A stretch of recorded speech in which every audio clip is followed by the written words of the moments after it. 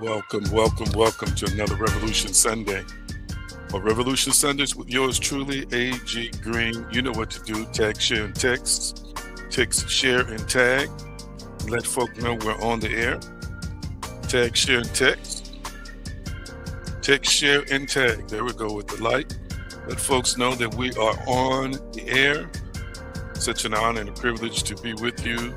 Grand Rising, or whatever time of day it is you're watching. So glad to have you on with us today. Tag, share, and text. Text, share, and tag. Grand Rising to you as well, my Krista.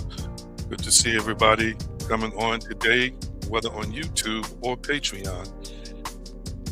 Just so thankful and grateful for your presence, for it means a lot to us. It's time to vibe with your tribe. It's time to vibe with your tribe. Come on in, make yourself at home. We've got this so much that we're thankful for that we want to share with you. And also let me know if you can see and hear me well. Let me know if you can see and hear me well. Let me know if you can see and hear me well. Let me know if you can see and hear me well. Yes. I'm so grateful and thankful for another opportunity that has been afforded our way. Somebody says, Chris says loud and clear. Anybody else? Anybody else? Let me know if you can see and hear me well. Let me know if you can see and hear me well.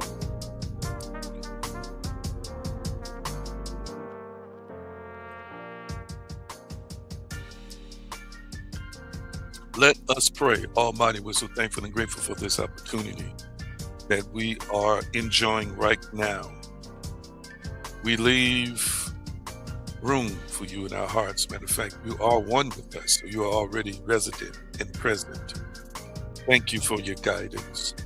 Thank you for your insight. Thank you for your knowledge. Thank you for your wisdom. Thank you for your activation of awareness in us. We praise you for the gospel of consciousness, the gospel of love, joy, and peace. And we just are thankful in this moment for all that has elapsed and the things that we are co-creating with you right now. And we thank you that the highest expression of you is embodied in us. And we are going to impact not only our families, but those in whom we've come to the planet. We are assigned to love. We are assigned to lead. We're assigned to empower. And we bless you as we remember the name, the way, the power, the consciousness of Yeshua. It is so. And so it is. Thank you for tagging, sharing, and texting. Again, thank you for tagging, sharing, and texting. Anybody whom you think can vibe with this tribe or benefit from what we are discussing here in Revolution Sundays with yours truly, please don't hesitate. Our resident mystic Wesley Turk looked like he's in Patreon today. You can come on over to YouTube if you want to. Mystic Turk. So glad to have everybody with us today. Philippians 4:13 now. I can do all things, through Christ, through the Christos who strengthens me. I want you to type in the comment section, I can. Come on, type it in the comment section, I can. I want you to know without a shadow of a doubt that you are in a partnership with the Christ mind, with the divine mind, and that you can do all things through Christ who strengthens us. Morning to you, blessings to you as well, Linda. Come on, type it in the comment section, I can. Come on, that's it, type it in the comment section, I can. I can endure. I can manifest and co-create the life of my desires. I can grow. I can heal.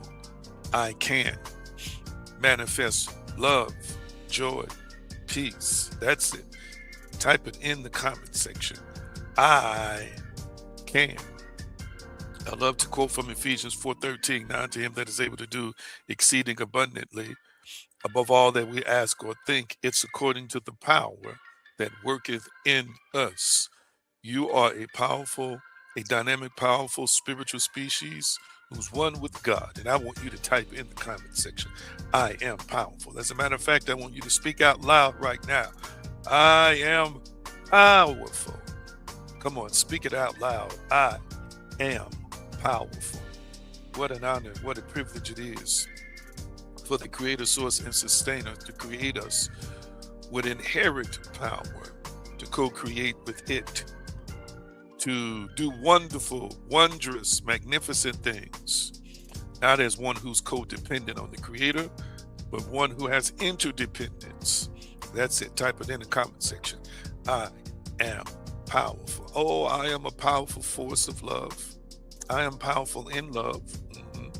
I am powerful in peace. Absolutely. I am powerful in understanding. I am powerful in forgiveness. Yes, type it in the comment section. I am powerful. I am powerful. Inhale it and release any resistance through the exhale. That's it. I am powerful. That's it. I am powerful. Oh, I sense it. I sense it. The presence of the living creator, source, and sustainer is moving. I am powerful. Are you saying it out loud where you are now? Are you speaking it to yourself right now? Some of you might need to hold up a mirror, and it's all right if you want to do that. But speak to yourself. I am powerful. Oh, what a blessed and blessing it is. Blessed realization, and what a wonderful thing it is to know that you know that you know that you are, by permission of the creator, source, and sustainer, powerful. Now guess what time it is? It's praise and gratitude alert. Praise and gratitude alert. I want you to write at least one thing that you are thankful and grateful for.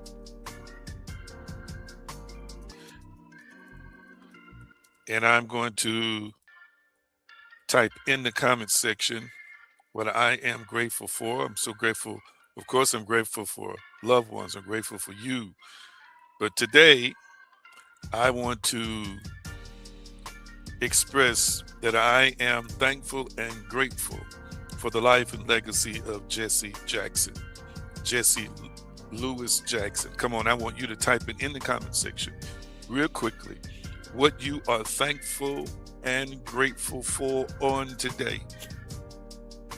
Type it in the comment section what you are thankful and grateful for on today. Come on, type it in the comment section what you are thankful and grateful for today. Let's see here. It's coming in. Thankful and grateful for life. Thank you so much. Oldest sister, he says, our resident mystic, Wesley Turk, says his older sister turned 80. What a blessing it is. Grateful for life, says my Crystal. Thank you so much. Anybody else want to express what you are thankful and grateful for on today? Yes, this is praise and gratitude alert. And if you want to take a few minutes to just say thank you, hallelujah, glory to God, to the divine, the creator, source, and sustainer, you can do that right now. It is most appropriate for you to do that if you desire to do that right now, to express gratitude and to express praise. Thankful for provision, says Pastor Janet. Thank you so much. Yes. There's something about praising God, and there's something about praise that does something, according to scientists, to your central nervous system, to your brain, your central nervous system. There's something about it. Yes. Glory for our tribe. So thankful and so grateful for everybody who's here today. Thank you.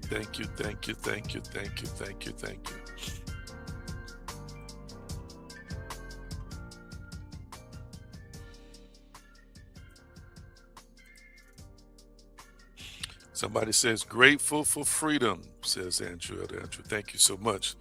So many things to be thankful and to be grateful for. Let me remind you real quickly to visit theaggreen.com, which is our online hub that keeps you informed and connected to what's going on within our community, and also encouraging you to take time out and join a growing spiritual community, patreon.com/AG Green now. Pull it up through the app, or you can just do a search in the search engine on your laptop, on your PC, on your tablet, or phone.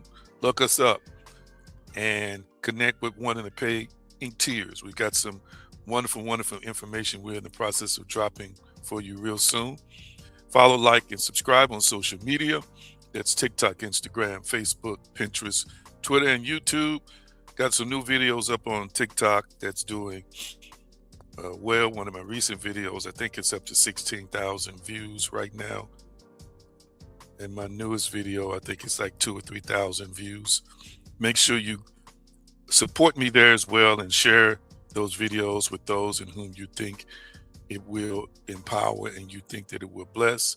And later on, you're going to have an opportunity to give, and these are the ways that you're going to be able to give that you see on the scrolling ticker. And I am so thankful for the monthly supporters who, like clockwork, give and sow into me and into this platform every single month without fail. An offering, tithes, or something is coming. I thank you because you continue to inspire me to do what I do. All right, so thankful and grateful for everybody again today. Couple of announcements I want to share with you before I get going. We want to pray for our resident therapist and his family, Jerry Cotton. His brother did transition to the other side a few days ago, and so we want to keep him as Jerry Cotton, Pastor Jerry Cotton, and his mother, Vicky Cotton, and others in the Cotton family in our prayers and meditations over the next few days. He wanted to make sure, since he keeps up with our numerical, not just the numerical, but the titles and names of the sermon presentations for us, that I had that as well.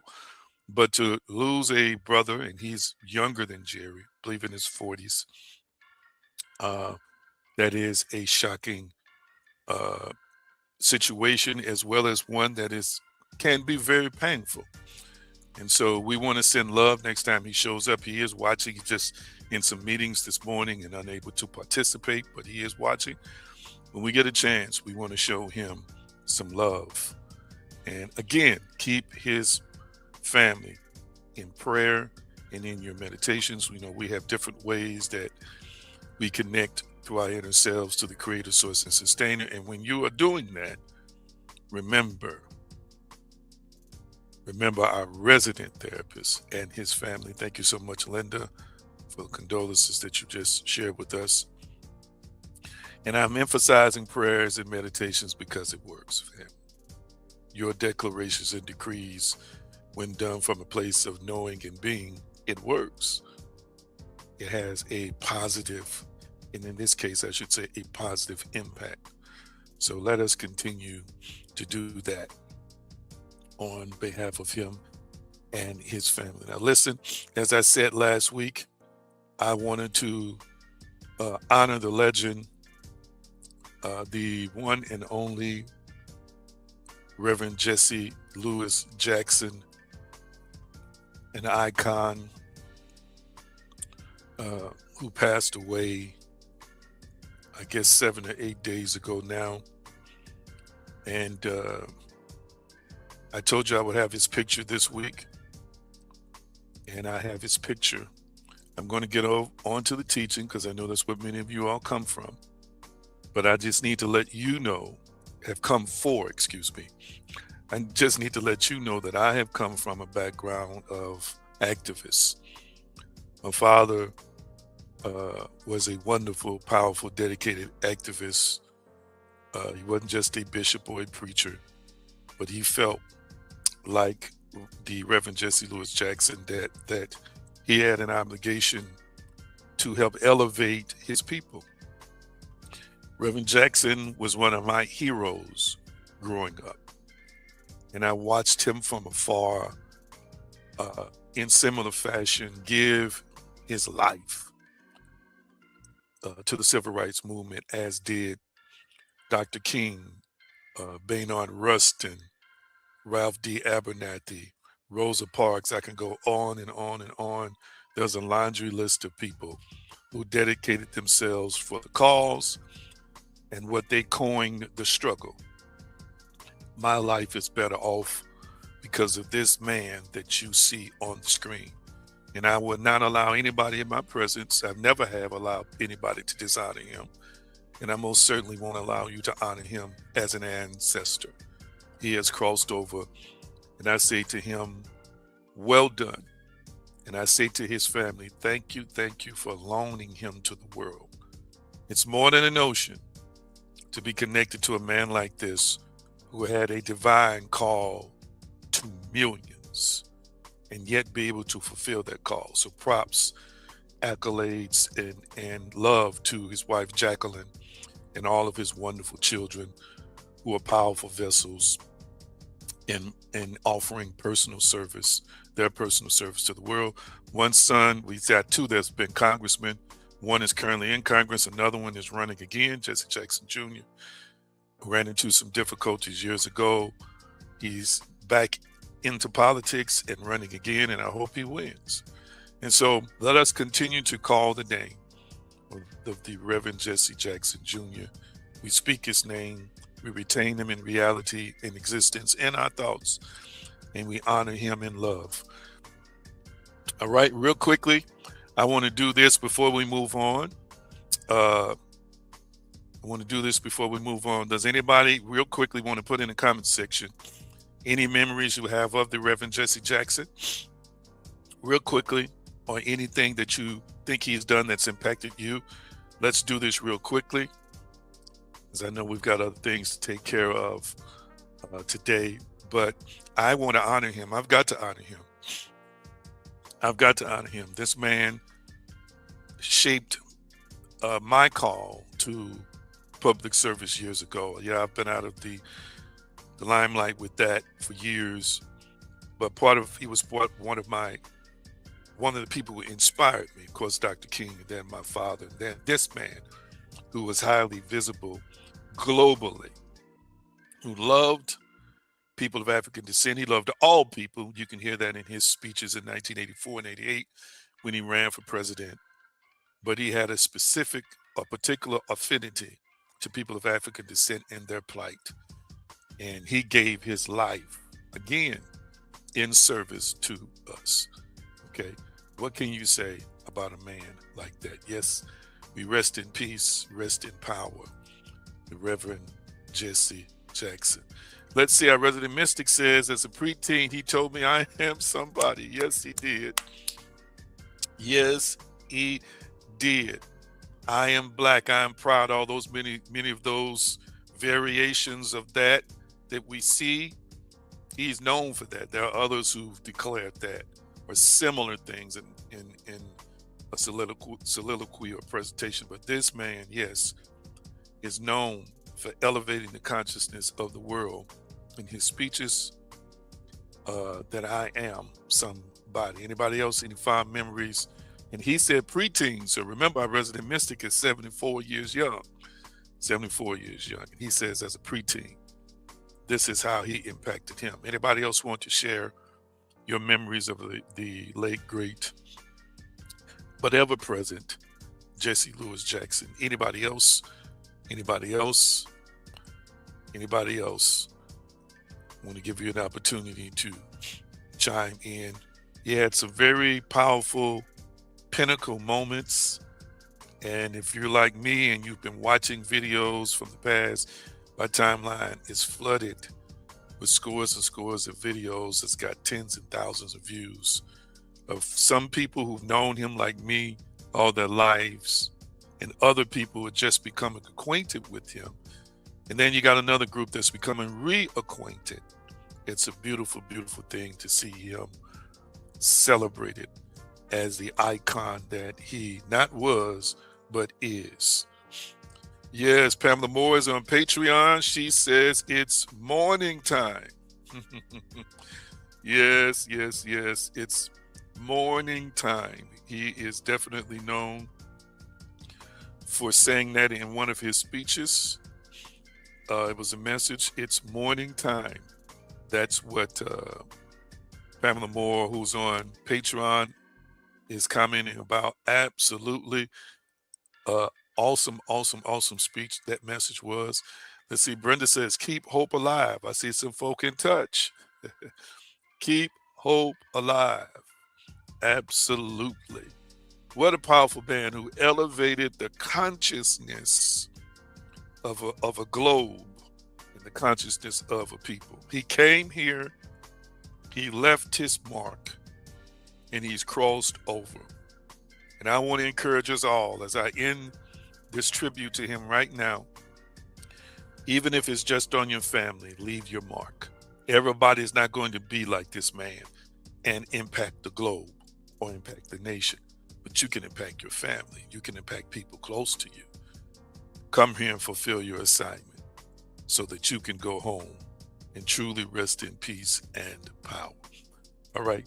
Thank y'all so much for allowing me to do this on today. It means so much to me. No matter where I go, I will always retain that part of my identity. And I'm very, very, very much um, still connected and in tune with things that are going on in our world, especially as it relates to minorities and people of African descent. All right. Now, one of my favorite parts before I get into what I'm going to discuss today, y'all know what it is, don't you? I need to know, what are you eating and sipping, and how are you feeling? What are you eating and sipping, and how are you feeling? I just have some coffee here today with some caramel macchiato creamer.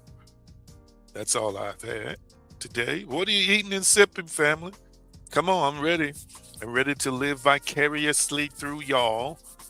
What are you eating and sipping? We have things that people are eating and sipping on early in the morning, and it's not just breakfast. You know, everything from catfish to, you know, ribs to Chinese food. Y'all be throwing down, of course, as well as breakfast. Our resident mystic Wesley Turk says, feeling well, sipping coffee. Feeling well, sipping coffee. Anybody else? What are you eating and sipping, and how are you feeling? What are you eating and sipping? And how are you feeling? What are you eating and sipping? And how are you feeling? Please do tell. Please do share, because we definitely want to know. I definitely want to know. This is why I do this, because I want to just check in with y'all to see how you're doing and what you eating and sipping on. Let's see, sipping soursop tea. Watch out now. Eating pineapple. Now, I don't know if Andrew is still on here. I don't know if Andrew is still on. You still on here, Andrew? Yeah, he's still on here. Andrew, real quickly, put in the comment section the benefits of soursop. The benefits of soursop. She's sipping soursop tea and eating pineapple, incredibly healthy. And a lot of people, not saying this is Brenda's case, but a lot of people use soursop as an agent to help cure cancer. I don't know if you're familiar with what soursop is, but I want to, Andrew, real quickly, while everybody else is chiming in. Okay, let's see here. Here it is. This is our resident herbalist right here, Andrew. Soursop is good for diabetes, high blood pressure, constipation, gout, kidney health, diabetes, high blood pressure, constipation, gout, kidney health. Okay. And then he says cancer and more. Now, we've had Andrew on before. He's got all kinds of certifications in this stuff. So listen, you saw that Brenda, I had to point it out because this is a holistic community, spirit, soul, and body community, spiritual and natural community. Get a hold of some soursop because these are some of the benefits. She's drinking that tea. Look at all the benefits right here. And there's a whole lot more that we could not list here today or didn't list here today. I just saw soursop and recognized it. All right. So listen, pick up some if you're challenged with any of these circumstances, conditions that he just mentioned there. All right. Thank you so much, Brenda. I appreciate it. Let's see. Linda says, feeling blessed and grateful. Grape Kool Aid. She's drinking grape Kool Aid. Great Kool Aid. And my brother Andrew was talking about his niece. He talking about Hills is eating a buffet. Yeah, she be throwing down early in the morning. Throwing down early in the morning. All right. Brenda says, feeling a lot better. Thank you so much, Brenda, for sharing that. Let's see. Hillary says, feeling great. About to warm up my Tony Green special. That's Chinese rice from a wonderful Chinese place there in Sikeston, Missouri. I used to order from there all the time when I was there. You ordered so much, I got discounts through the DoorDash app, usually $5 off, whatever was offered. Uh, uh, but she says, drinking water, and then she's making fun of her Uncle Andrew. All right, let's see. My Chrissy says, sipping coffee, feeling well. All right. Thank y'all so much for sharing what you are eating and sipping. And I think it's about time for Andrew to come back on and give us some health pointers. He'll do that. We'll have to have him within our Patreon community. We form a gathering and have him come in and just uh, talk to us about nutrition and herbs and maybe help people sort through some things that they want to improve in their life in terms of health and how to take the natural route to do that. All right. Now I've got, by way of our resident therapist who's out today, he's watching us put in some meetings, helping to prepare the homegoing for his brother. We're going to continue our series. I want my assistants to put up, that's John 14, 10. Let's do 10, 11, and 12 today. John 14, 10, 11, and 12 today. John 14, 10, 11, and 12 today. Let's put that up, those texts. And as I said to you, Hillary, we're going to eventually, I shouldn't have done that. It's all good. We're going to eventually see a mistake here in my notes. Find us another version besides the NIV. But as of right now, until I give you a different version to utilize, we will continue to work with the NIV. Let me do this right quick.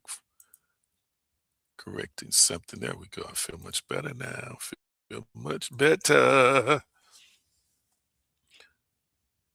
John 14 and 10. And again, our assistants will put it up on the screen. I'm almost done because I'm about to, as I said, move into John 17 as we're continuing to discuss, and I'm gonna try and get through the second, well, I say second, really, looking at different perspectives on being one with the creator, one with the source, and one with the sustainer. All right, let's see here. This is King James. Believest thou that I am in the Father, and the Father in me? The words that I speak unto you, I speak not of myself, but the Father dwelleth in me. He, let's see, I'm waiting on the last portion that doeth the work. That's what the last portion of that would say. Let's see, there was another one. I want you also to pick up today, pick up and put up John 14 and 20. John 14 and 20. But it is the Father doeth the works. Believe that I am in the Father and the Father in me, or else believe for the very work's sakes. Very, verily, verily, I said to you, he that believeth on me, the works that I doeth, and she'll put the rest of that up any second now. The works that I do shall he do also, and greater works than these shall he do, because I go unto my Father. I've barely scratched the surface. I haven't even tried to exegete that text. It's so powerful. NIV, you see it up on the screen. Don't you believe that I am in the Father and the Father is in me? The words I say to you, I do not speak with my own authority. Rather, it is the Father living in me who is doing his work. 11 NIV. Believe me when I say that I'm in the Father and the Father is in me, or at least believe on the evidence of the works themselves in verse 12. Very truly, I tell you, whoever believes in me will do the works I have been doing, and they will do even greater things than these, because I am going to the Father. Uh, let's see, did I get it all? 20? John 14 and 20, NIV. Here we go. On that day, you will realize that I am in the Father, and you are in me, and I am in you. Wow. Wow. Verse 20. I've been talking about this oneness, starting with Yeshua as the example. Starting with Yeshua as the example. Okay. And then helping us to understand that just as Yeshua was one, in the example of what it means to be one with God, so are you and I one with God. Let's see, we're going to get this up in the King James. That at that day ye shall know that I am in the Father, and ye in me, and I in you. So we're on part 8, the oneness of me and God, and we thank the Creator, Source, and Sustainer for guidance today. We remember the name, the power, and the consciousness of Yeshua. It is so, and so it is. The oneness of me and God, the oneness of me and God. I want you to type in the comment section, I am one with God. Type that in the comment section. I am one with God. I am one with God. Type that in the comment section. I am one with God.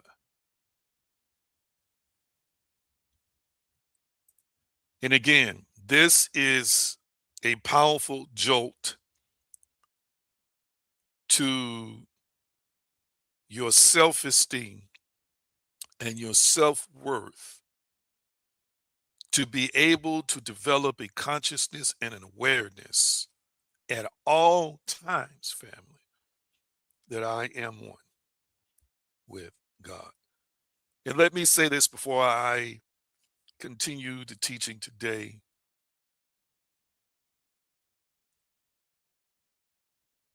An awareness of your oneness with God doesn't mean you're going to feel from a sensual perspective powerful in every moment. Doesn't mean that. It doesn't mean that you're going to feel happy and giddy every moment. Our resident therapist and his family are doing like David mentioned in Psalm 23 right now. They are walking through the valley of the shadow of death. Now, David said he's not going to fear any evil. Now, the shadow of death, of course, in his context as a warrior would mean facing death or facing the possibility of death. But the shadow of death can also be interpreted as not just death coming to us or coming near us as an individual, but coming near or experiencing death with those close to us and around us. And when we are experiencing the death of a loved one that we loved dearly, it's challenging. It can be very challenging. And not everybody grieves the same. And yes, you have power in those moments, but there are moments you feel vulnerable. There are moments you feel depressed. There are moments you feel deprived because that person is not there. There are moments you might feel lonely. There are moments you might feel powerless, but you're still one with God. You may have just got cursed out last week, but you're still one with God. You may have had some hiccups and some slip ups, but guess what? You're still one with the Creator, the source, the sustainer of all things. Oneness is not based on performance. I want you to type this in the comment section. My oneness with the creator is not based on performance. Type that in the comment section. My oneness with the creator is not based on performance. People think it's based on right and wrong, getting everything right, doing stuff right. But true spiritual principles, which transcend anything you see in religion, makes more sense to me than religion's explanation of how we connect with the creator, source, and sustainer, meaning that each religion prescribes a process they say you must go through to know God. The truth be told, it is awareness that causes you to know God.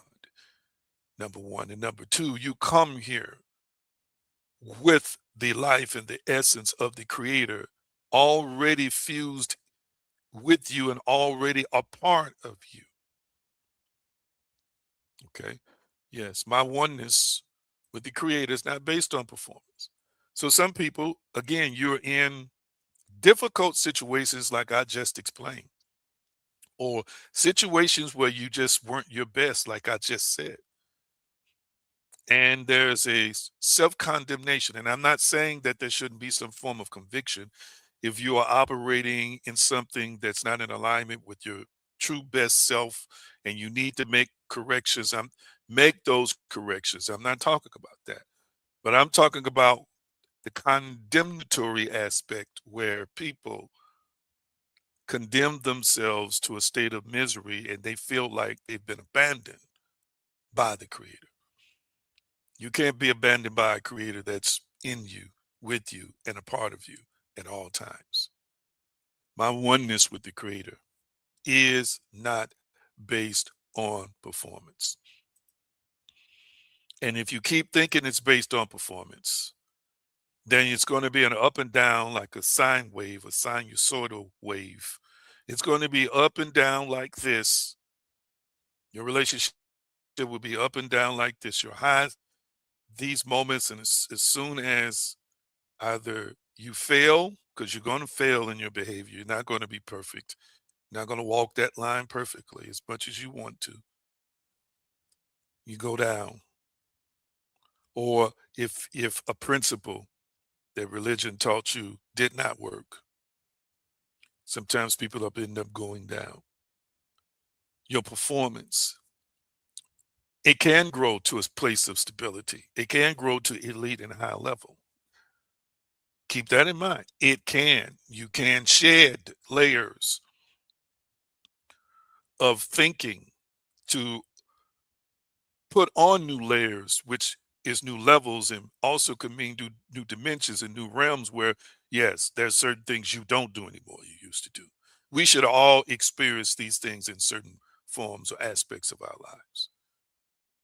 But until you get to that place, and even when you get to that place, it is not your performance. Your performance does not affect your oneness with the creator, source, and sustainer. And that's why there are many people in all these religions who are not performing sometimes like their religious system says they should perform. And they all most of them testify. They still hear the voice of God. They still have what they call visitations from the creator. Why is that? That's because that creator is inseparable from them. It's speaking from the inside. And what happens is the theology and the philosophy and the ideology condemns us to the extent that we create a belief that we are disconnected. And once we create a belief that we're disconnected, we feel separate and apart. But God, the divine, always has a way of still emerging, because many times, even when people are in that state of consciousness where they feel he's not with me anymore, they yet hear the voice, can feel the love and experience guidance. Am I making any sense, family, to anybody who's listening to me right now? So, again, at the heart of John 14 and 10 is Yeshua pulling back the veil, sharing with us how divine life operates in him, through him, and ultimately through those who abide in him. A wonderful example, family, of how divine life operates in us. I want you to allow that to resonate with you right now. And let me say this, a prerequisite for a high level spiritual life will come through your awareness of oneness and worthiness. Oneness and worthiness. Why am I teaching you this? Why am I spending months on this now? Because I understand that if you develop an understanding and then an experience and a knowing of your oneness with the Creator, the next step for you is an acceptance of worthiness. You are worthy to be on this planet, and it doesn't make a difference how much money, it doesn't make a difference how much money you have in your bank account. You are worthy. Wow, I feel that. I didn't hit a vein now. I want you to type in the comments section, I am always worthy of the Creator's love. I want you to type that in the comment section. I am always worthy of the Creator's love. Again, embracing worthiness, family, can also impact your financial bottom line. It does. Yes, it impacts your relationships, immediate family, lovers, romance. It impacts your self-esteem. Okay, absolutely. But it also, family, impacts your bottom line. In other words, there are a lot of folk out here, family, who have created a limiting belief concerning finances. And again, I'm flowing because this is not in my notes. I just got to flow where you are. I got to go where I can flow and flow where I can go. Because somehow, some way, whether we felt like we didn't work hard enough, whether we felt like we didn't know enough, or whether we felt like because we came from poverty and struggle, that I somehow, some way should not have these things, or I've got to jump through hoops to have these things, or the flip side of that is feeling guilty as if you're dirty and corrupt because you have excess and more. These are all limiting beliefs that go back to your sense of worthiness or unworthiness. But you're always worthy. I'm gonna say it again. You're always worthy. And I don't recommend people go out and do crazy stuff that's gonna hurt their bodies and hurt people around them. But you're still worthy of the Creator's love. That's just something that might need to be corrected. But you must maintain this because, hear me, when you own this oneness and you own that you're worthy, the healing will begin because you'll start making decisions like a person who evaluates themselves higher on the scale of worth.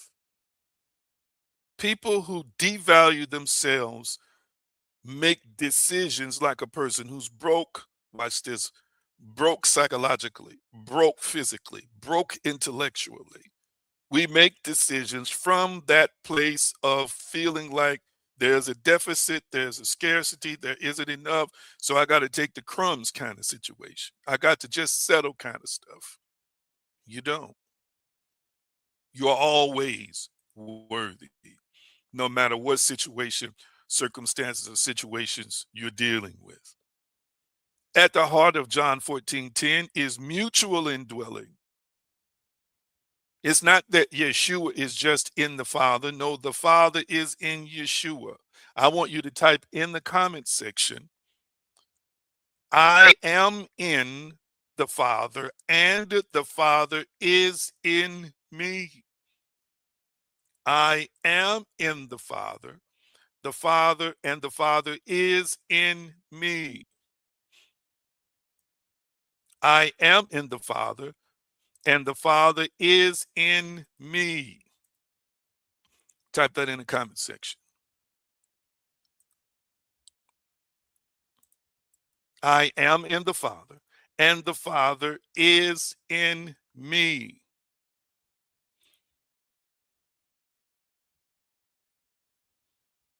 As we're discussing this oneness, we're discussing the inner life of God, the creator, the divine, the source, that inner life in you, that inner life in you. Now, in the interest of not butchering this Greek word, you'll see this Greek word means the interpenetration of the Father and Son without confusion or separation. This text is discussing the doctrine of interpenetration. I want you to understand and recognize right now that this is not metaphorical, this is literal. You are in the Father, and the Father is in you. Now, as I explained this, I think I put this up last week and I'm going to put it up again today. St. Augustine, who happened to be an African scholar, believed to be one of the shapers of the Trinitarian doctrine. And I want people to understand the Trinitarian doctrine was not as conceptualized as we think when we read the text. We think that what we consider to be the collaborators in Scripture are discussing a Trinity. I don't want to get into that. You got to listen to scholars to understand this. But what I want you to know is St. Augustine is one of the people instrumental in framing what we know as a modern day doctrine of the Trinity. He says the Father's in the Son and the Son in the Father, not by confusion of substance, but unity of nature.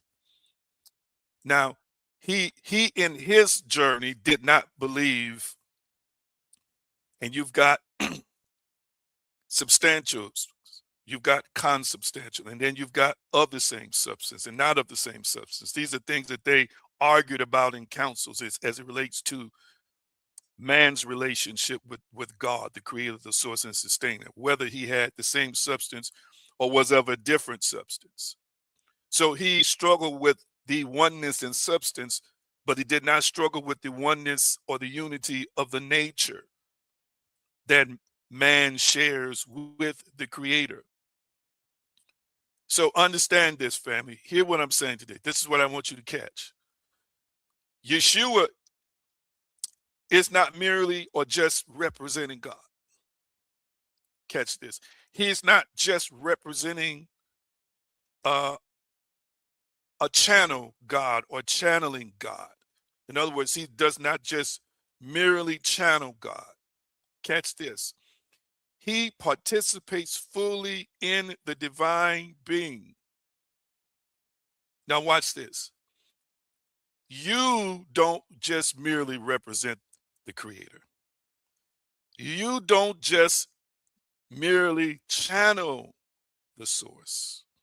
You participate fully in the divine being. Did you catch that? I want you to let that settle. Again, you and I have been taught to separate ourselves from certain access. Yeshua made it plain. I am in the Father is in me, and you are in me. as I am in the Father. Therefore, if I take that literally, I am not just channeling power, power is not just flowing through me, I'm also participating fully in divine being, the divine being of the creator, of the source. I am participating in that. Oh, goodness. I am not, it's not just coming through me and then it's gone. I want you to hear me. I'm not just representing the creator for a few seconds or a few moments and then it's gone. No, I am participating in the life of the creator. I am participating in the being. Watch this. With divine being comes all of the attributes. I'm going to say it again. With the conceptual framework or the concept of the divine being that is omnipotent and ubiquitous and all love. The other attributes of this divine being, I'm not just merely like a flash in the pan, channeling them temporarily and then it's gone. No, I get to participate in that because I am a part of that. I am a part of the divine being because I am divine and I am sharing in portions with the source, the creator, God. I want you to let that sink in. How can that be? Because my breath stinks in the morning and I had to sit down on the toilet and stink up and I don't always get it right. That's the physical side of you, family. It's the physical side of you. I got a news flash for you today. I got a news flash for you today. As I'm streaming live, the president started a war with Iraq, and I don't even want to get into him today. The devil didn't start the war with Iraq. He started the war with Iraq. Little gods, which are you and I, created war with Iraq. And the wars that exist today have everything to do with a divine species thinking war and manifesting war. Why can they do that? How can we do that? Because we are co-creators and manifestors. We can choose to use our divinity and inner power to create weapons of mass destruction,